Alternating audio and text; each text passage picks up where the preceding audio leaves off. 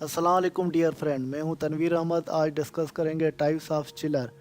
Chiller के कौन से टाइप्स होते हैं और चिलर का मकसद क्या है। चिलर बेसिकली यूज़ होता है पानी को यक ठंडा करने के लिए। ये एयर कंडीशनिंग की मशीन है जो हाई राइज बिल्डिंग है या जो एयर कंडीशनिंग की कैपेसिटी जहाँ पर ज़्यादा हो या हाई राइज बिल्डिंग है हो या एरिया जिस बिल्डिंग का ज़्यादा हो उसको हमें एयर कंडीशनिंग करना है, उसको हीटिंग या उसकी करनी या कूलिंग। ये चिलर दोनों केसेस में यूज़ होते हैं, रिवर्सेबल भी होते हैं। तो ये नॉर्मली यक ठंडा पानी करने वाली मशीन है जो सेंटर एयर कंडीशनिंग में यूज़ होती है। इनके टाइप्स मुख्तलिफ होते हैं, वो मुख्तलिफ एप्लीकेशन के हिसाब से ये लगाए जाते हैं। इसके बारे में आपके साथ तफसीलन डिस्कस करेंगे। चिलर के बेसिक दो टाइप्स होते हैं, वेपर कंप्रेशन चिलर और vapour absorption chiller. Vapour compression chiller का इलेक्ट्रिक सोर्स होता है, जो इलेक्ट्रिक की मदद से ये वेपर कंप्रेशन चलता है। उसको एनर्जी जो मिलती है इलेक्ट्रिक सोर्स की वजह से वो कंप्रेसर को मिलती है। ये कंप्रेसर की मदद से जो ये वेपर कंप्रेशन चिलर है वो चिल वाटर बनाता है। और वेपर एब्जॉर्प्शन चिलर में एनर्जी का सोर्स जो है वो natural gas, steam, hot water, waste energy, solar energy. आपके पास इनमें से कौन सी दोनों में इलेक्ट्रिक अगर सोर्स आपके पास जो सस्ता है तो आप इलेक्ट्रिक वेपर कंप्रेशन चिलर हम यूज़ करते हैं। अगर हमारे पास नेचुरल गैस या स्टीम वगैरह सस्ती है तो हम फिर वहाँ पर वेपर एब्जॉर्प्शन चिलर यूज़ कर सकते हैं। पाकिस्तान में इलेक्ट्रिक सोर्स महंगा है, इस वजह से वेपर कंप्रेशन चिलर बहुत कम यूज़ होते हैं, मगर इन वेपर कंप्रेशन चिलर की एफिशिएंसी बहुत अच्छी होती है। और पाकिस्तान में वेपर एब्जॉर्प्शन चिलर ज़्यादा यूज़ होते हैं क्योंकि हमारे पास नेचुरल गैस या हॉट वाटर या स्टीम के सोर्स आसानी से मिल जाते हैं। तो इस वजह से वेपर एब्जॉर्प्शन चिलर यूज़ करते हैं और इसकी रनिंग कास्ट वेपर कंप्रेशन से सस्ती होती है। ये नीचे वेपर कंप्रेशन की मैंने डायग्राम शो किए हुए हैं। वेपर कंप्रेशन में जो कंप्रेसर यूज़ होता है, एब्जॉर्प्शन चिलर में कंप्रेसर की जगह पे जनरेटर और एब्जॉर्बेंट यूज़ होता है।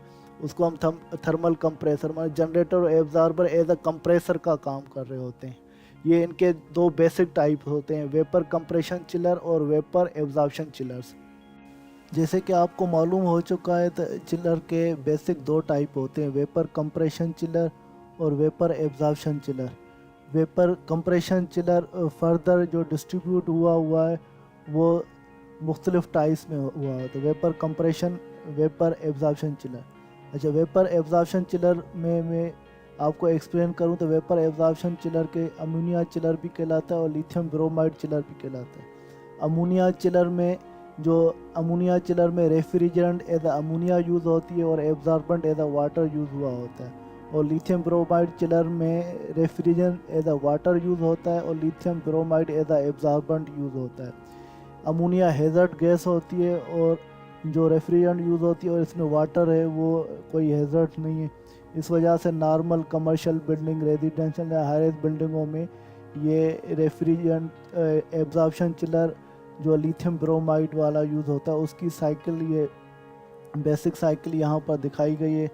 जो उसमें जनरेटर का काम, जो कंप्रेसर का काम वो जनरेटर और एब्जॉर्बर करता है। एब्जॉर्प्शन चिलर में प्रेशर कम होता है, इस वजह से हम वैक्यूम यूज़ करते हैं उस प्रेशर को यूटिलाइज करने के लिए, जैसे कूलिंग इफेक्ट हम प्रोड्यूस कर सकें। Vapour absorption chiller.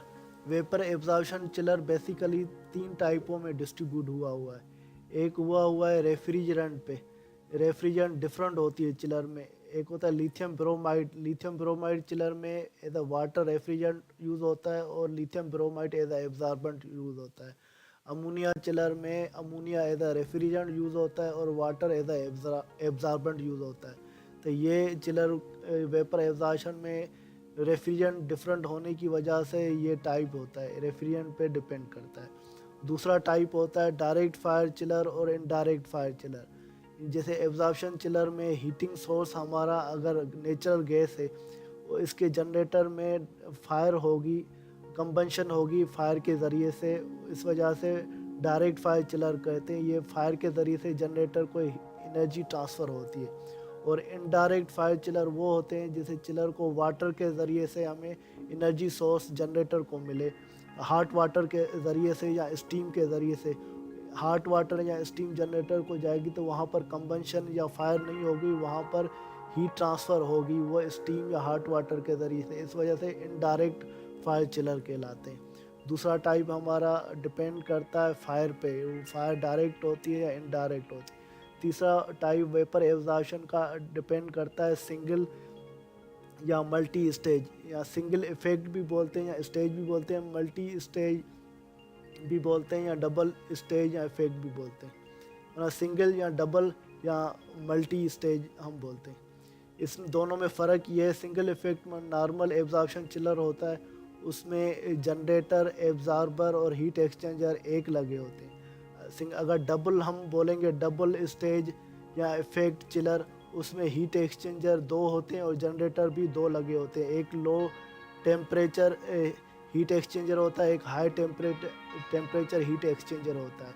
और जनरेटर भी लो टेम्परेचर जनरेटर होता है, लो प्रेशर जनरेटर होता है और हाई प्रेशर जनरेटर होता है। इसका मतलब है तो हीट एक्सचेंजर भी दो हो गए और जनरेटर भी दो हो गए। ये दो इस वजह से होते हैं तो इसकी इफ़िशेंसी जनरेटर की चिलर की बढ़ जाती है, डबल इफेक्ट कहलाते हैं। ये हाई राइज जहाँ पर कैपेसिटी ज़्यादा हो और हमें एनर्जी सोर्स भी कम इस्तेमाल हो और आउटपुट हमें कूलिंग फेट या कैपेसिटी ज़्यादा मिले, वहाँ पर हम डबल इफेक्ट चिलर यूज़ करते हैं। Vapour compression chiller, vapour compression chiller further classified हुए होते हैं तीन में। एक होता है air cool chiller, water cool chiller और एवापोरेटिव कंडेंसर चिलर। इन तीनों चिलरों में कंप्रेसर के ज़रिए यूज़ होते हैं, इस वजह से कंप्रेशन चिलर कहा जाता है। और इन तीनों चिलरों में डिफरेंस जो है तो वो कंडेंसर का है। कंडेंसर वो एयर से, अगर कंडेंसर को हमें कूल करते हैं, टेम्परेचर रिड्यूस करते हैं तो उसको हम एयर कूल चिलर बोलते हैं। और कंडेंसर का टेम्परेचर हम वाटर के ज़रिए, कूलिंग टावर के ज़रिए हम रिड्यूस करते हैं, जो छत पे कूलिंग टावर और ये चिलर नीचे लगा होता है, तो इस वजह से इसको वाटर कूल चिलर बोलते हैं। एवापोरेटिव कंडेंसर चिलर, ये इस चिलर में कूलिंग टावर और कंडेंसर एक कंप्लीट पैकेज होता है और नीचे सम्प होती है, पंप लगा होता है, इस पंप से ये वाटर सर्कुलेट करता है, पानी की कंजप्शन भी कम होती है। और ये इसके ये दो जो पाइप नज़र आ रहे हैं, ये कंडेंसर के पाइप, ये एवापोरेटिव कॉइल और कंप्रेसर के साथ कंबाइन हो जाते हैं। तो ये जो कूलिंग टावर और एक कंडेंसर का कंप्लीट ये वन यूनिट होता है, इसको एवापोरेटिव कंडेंसर चिलर कहा जाता है। जैसा कि आपको मालूम हुआ तो वेपर कंप्रेशन चिलर जो क्लासीफाइड हुए होते हैं कंडेंसर पे डिपेंड होते हैं। कंडेंसर उसके मुख्तलिफ होते हैं। कंडेंसर अगर एयर से कूल होता है तो हमें उसे एयर कूल चिलर कहा जाता है। अगर कंडेंसर वाटर से कूल होता है तो हम उसे वाटर कूल चिलर कहा जाता है। अगर एवापोरेटिव कंडेंसर चिलर होता है, उसमें कूलिंग टावर और कंडेंसर यूनिट कंप्लीट एक यूनिट होता है, तो उसे हमें एवापोरेटिव कंडेंसर चिलर कहते हैं। फर्दर ये वेपर कंप्रेशन चिलर क्लासीफाइड हुए होते हैं या टाइप्स में डिस्ट्रीब्यूट होते हैं, वो कंप्रेसर पे डिपेंड करते हैं। अगर किसी चिलर का कंप्रेसर सेंट्रीफ्यूगल हो तो वो सेंट्रीफ्यूगल चिलर कहा जाता है, किसी का स्क्रू हो तो स्क्रू चिलर कहा जाता है, रोटरी कंप्रेसर होता है, स्क्रोल कंप्रेसर, रेसिप्रोकेटिंग कंप्रेसर होता है। ये रेसिप्रोकेटिंग, स्क्रू और सेंट्रीफ्यूगल, ये तीन जो चिलर हैं, रेसिप्रोकेटिंग, स्क्रू और सेंट्रीफ्यूगल कंप्रेसर हैं, ये हाई रेटिंग कैपेसिटी के चिलरों में यूज़ होते हैं जो ज़्यादा बड़े चिलर हों। और रोटरी और स्क्रोल कंप्रेसर ये छोटे लेवल के चिलरों में या छोटे एसी यूनिटों में ये रोटरी और स्क्रोल के कंप्रेसर यूज़ होते हैं। और ये एयर कूल चिलरों में भी ये रोटरी और स्क्रोल के कंप्रेसर यूज़ होते हैं।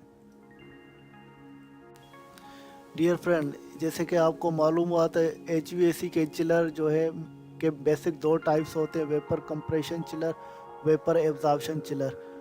वेपर्स वो एब्जॉर्ब होते हैं एब्जॉर्प्शन चिलर में, वो जनरेटर और एब्जॉर्बर की फॉर्म में।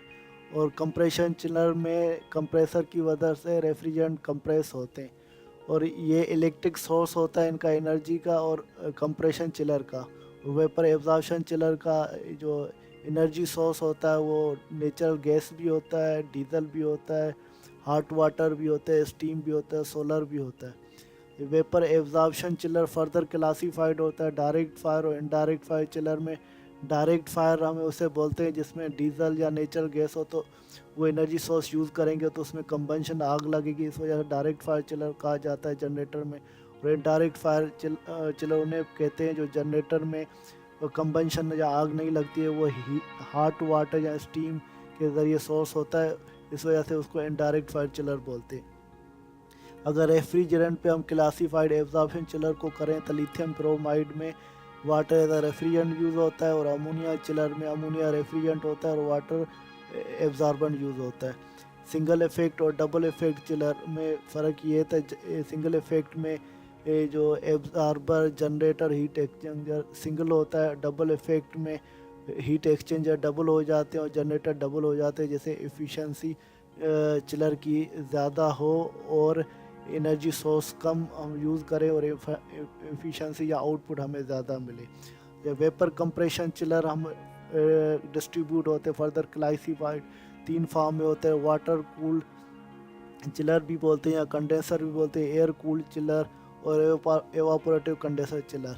इन तीनों में डिफरेंस ये तो वाटर कूल जो कंडेंसर या चिलर है उसको कंडेंसर एयर वाटर से कूल होता है, टेम्परेचर रिड्यूस वाटर से होता है। एयर कूल में एयर से टेम्परेचर रिड्यूस होता है। एवापोरेटिव कंडेंसर चिलर में